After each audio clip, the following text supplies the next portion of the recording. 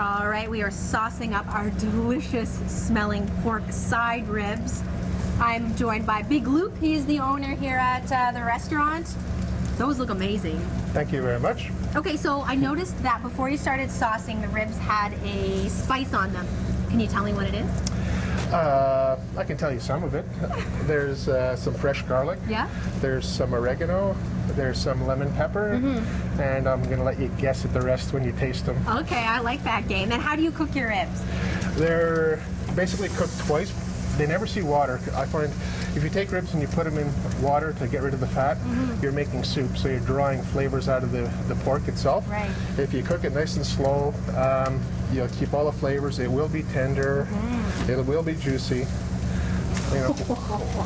That's a big rack of ribs. Yeah, if you have a big appetite, that would be one plate. That's the. You're kidding. The biggest portion we offer is here. Why don't you give them a little sauce? Okay, is there a certain technique I should be? Don't be cheap. Don't be cheap with the sauce. You All right, I like to hear that. Make sure you have a good slathering on everything. Okay.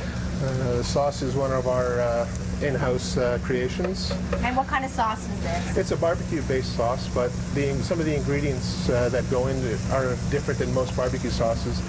Different parts of the tongue pick up different flavors. So when you taste these ribs, I'll ask you, can you taste this? And once I mention it to you, you go, oh yeah. And then I'll say, well, can you taste this? And you'll go, oh yeah. So the plan was to get a sauce where it lights up the entire tongue. Okay. You know, so you get all different tastes and flavors. Now I want to skip right to the taste test, but before we do, I noticed you've got a bucket of potatoes over here. Yep, we're going to drop those for the side dish. Okay, and what kind of potatoes are you using? We're using red skin potatoes, fresh. I hate using anything frozen.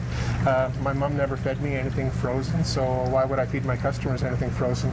Is that where you learned to cook, from your mom? Yeah, she's, well, my mom's my biggest influence, but I watched a lot of cooking shows and I was hands-on from the minute I could look over the stove, so it was, you know, I don't know, just something that seemed natural, you know. It was my destiny to do this, I believe.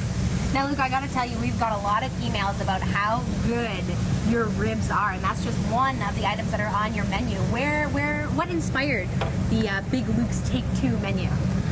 Well, throughout my career, I came up with different recipes, and you know, some were a real hit, and the ones that were a hit, I kind of put in the back of my mind. Yeah. Said one day when I have my restaurant, I'll pull out all these recipes that I've accumulated that were, you know, quite good, and I got good reaction to.